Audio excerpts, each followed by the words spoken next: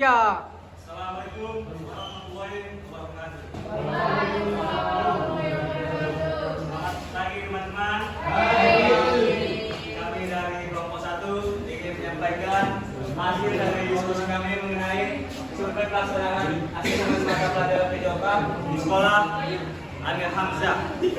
Oke, langsung saja. Saya Muhammad Iqbal Habibi sebagai moderator, dan ini saya Bayu Samudra sebagai anggota. ini Hafid Ijulat. Nama saya Iwan Syafri Lubis. Dan saya Abdul Jonto. Kenapa ya? Saya Muhammad Al-Qurno Nasution. Oke, langsung saja pembahasannya akan dijelaskan oleh Bayu Samudra.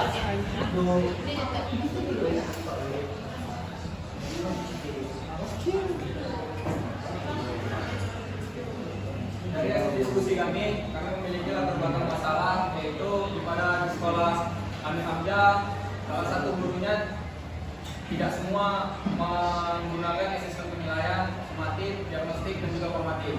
Makanya dari sini yang kami wawancarai adalah Bapak Rodi yang menggunakan metode asesmen, diagnostik, formatif, dan sumatif, tapi tidak terlalu berdampak positif untuk kegiatan belajar mengajar di sekolah tersebut.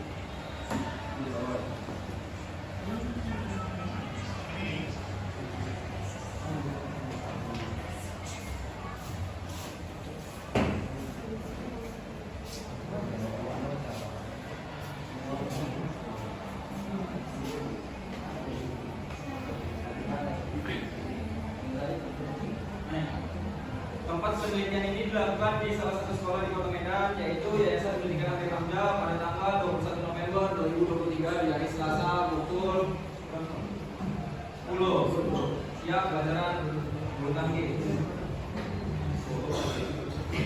Jadi pengumpulan data ini memiliki teknik observasi, wawancara, dan juga dokumentasi. Dan di sini ada tabel wawancara kami. Kalian bisa lihat sendiri dan baca juga.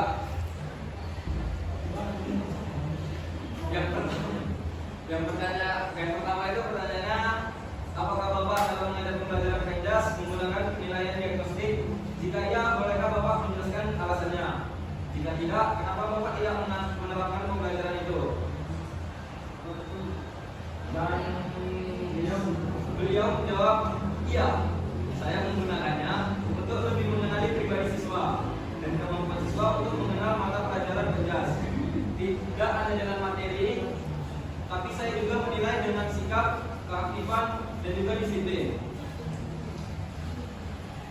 Biasanya saya memakai penilaian diagnostik ini saat awal pembelajaran saja, yaitu berupa bentuk diskusi, pertanyaan-pertanyaan, dan saling mengenal, dan biasanya saya melakukan ini ketika saya tidak pernah mengajar di kelas tersebut atau guru tersebut itu belum pernah masuk sama murid itu.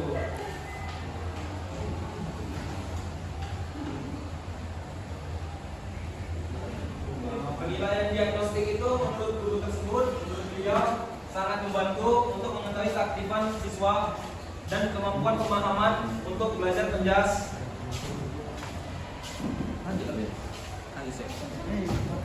Kemudian yang keenam, pertanyaan yang keenam yaitu setelah penilaian diagnostik selanjutnya penilaian formatif. Apakah Bapak dalam mengajar pembelajaran PENJAS menggunakan penilaian formatif? Kemudian beliau menjawab, ya saya menggunakan juga. Alasannya yaitu menggunakan hasil ini untuk mengetahui perkembangan siswa-siswi setiap pertemuannya dan bisa mengetahui minat dan bakatnya. Selanjutnya ya, pertanyaan yang ketujuh yaitu menurut Bapak kapan harus melakukan penilaian formatif? Beliau mengatakan setiap pertemuan berlangsungnya pembelajaran. Contohnya hari ini belajar bahasa Inggris sekolah. Nah, saya melihat mereka dari yang sudah saya ajarkan. Kemudian untuk pertanyaan ke-8 yaitu hal apa yang biasa Bapak gunakan untuk melakukan penilaian diagnostik atau formatif? Lebih kepada yang praktik langsung untuk jawab apa-apa.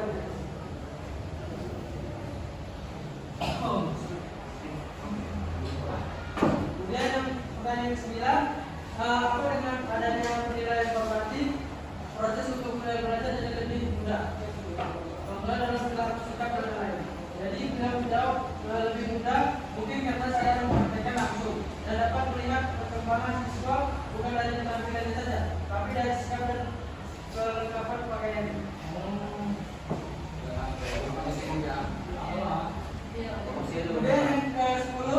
apa strategi yang efektif untuk memberikan umpan balik formatif kepada siswa?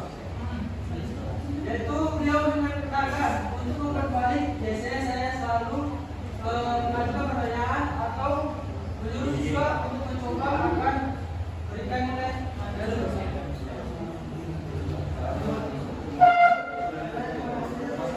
Baik, selanjutnya nomor 11. Setelah penilaian diagnostik dan informasi selanjutnya penilaian sumatif. Apakah Bapak dalam mengajar pembelajaran PJS menggunakan penilaian sumatif? Jika iya, bolehkah Bapak menjelaskan alasannya? Jika tidak, kenapa Bapak tidak menerapkannya?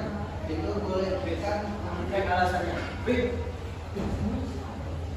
Beliau menjawab, penilaian ini saya juga menggunakannya. Alasannya saya menggunakan penilaian ini karena saya ingin mengetahui perkembangan siswa selama proses belajar mengajar secara keseluruhan dalam pelajaran PJS berhasil tidaknya.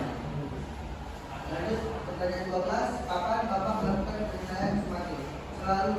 Beliau menjawab, selalu di akhir semester contoh UTS saya akan melakukan penilaian praktek dan materi. 13, alat apa yang Bapak gunakan untuk melakukan penilaian sumatif? Beliau bilang, beliau melakukan ujian praktek dan ujian materi. Alfa. Terima kasih. Pertanyaan selanjutnya 15. Bagaimana cara melibatkan siswa dalam proses evaluasi penilaian sumatif? Guru tersebut menjawab harus mengikuti ujian praktek dan ujian materi. Pertanyaan selanjutnya, apa tantangan utama yang dihadapi dalam penilaian sumatif? Jawaban beliau, tantangan utamanya masih banyak siswa. Misalkan saat melakukan praktek tidak berhasil, tetapi nilai bisa dibaca dari sikap dan kedisiplinan. Pertanyaan terakhir, dengan penilaian semacam itu merasa lebih mudah dan untuk menentukan berhasilnya proses belajar mengajar dalam sekolah atau mengajar kelas. Jawaban beliau, ia menurut saya pribadi juga karena nilai selama proses belajar mengajar tidak hanya dengan hasil ujian praktik saja, tetapi bisa dinilai juga dari segi kedisiplinan dan juga sikapnya, keaktifan bertanya dan hasil ujian tulisnya. Saya kembalikan kepada moderator.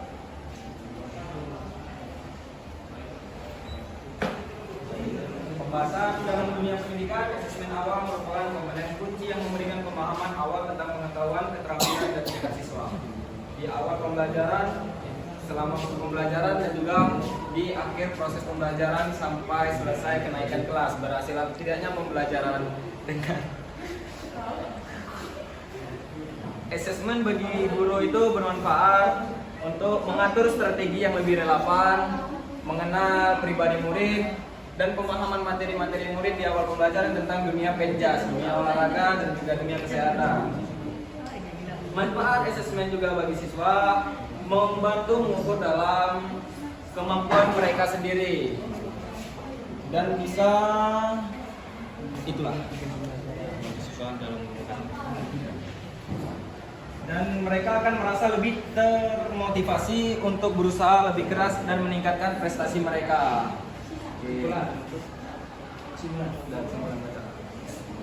Kesimpulan dari mana? Baik, kesimpulan dari tugas menjadi saja ini yaitu berdasarkan hasil wawancara dan kajian teori, bagi guru asesmen sangatlah penting untuk mengetahui kemampuan serta keberhasilan siswa dalam menggapai tujuan-tujuan pembelajaran. Maka pentinglah ketiga jenis asesmen ini tidak dapat terlebih hasil diagnostik, membantu guru memahami kebutuhan individu siswa dan merancang pembelajaran yang sesuai. Kemudian asesmen formatif memberikan umpan balik yang berkelanjutan pada siswa dan memungkinkan mereka untuk mengoreksi kesalahan dan meningkatkan pemahaman mereka. Kemudian sementara itu asesmen sumatif memberikan gambaran yang komprehensif tentang prestasi siswa secara keseluruhan melalui pelaksanaan asesmen diagnostik, formatif, dan sumatif. Kemudian untuk saran dari peneliti ini yaitu adalah untuk para peneliti harus lebih mengetahui tentang materi yang akan diobservasinya dan membuat laporan dengan berkata yang sebenarnya agar tidak ada pihak yang dirugikan. Tidak boleh dilebihkan atau juga dikurangkan. Buatlah laporan dengan jujur Dan untuk para pembaca, terima kasih dan kami harapkan diberikan penanggahan dalam laporan ini untuk memperbaiki. Sekian dan terima kasih. Nah, ini adalah lampiran-lampiran yang telah kami cantumkan dalam tugas ini. Nah,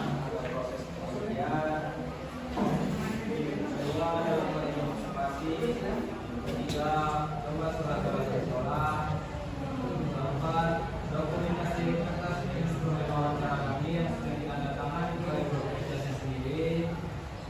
5. Dokumentasi foto bersama guru. Dan yang terakhir di YouTube kami.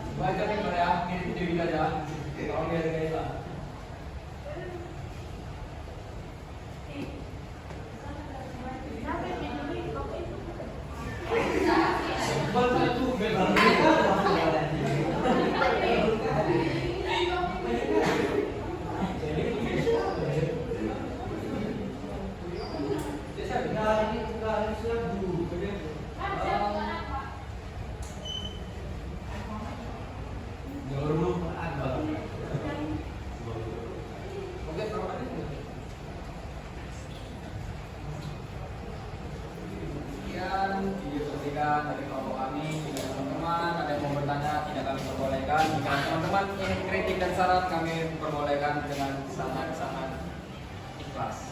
Buat teman-teman ada yang ingin kritik atau sarannya, sanggahannya, tidak ada. Terima kasih. Kami akhiri dengan wabillahi taufiq wal hidayah. Wassalamualaikum warahmatullahi wabarakatuh. Waalaikumsalam warahmatullahi wabarakatuh.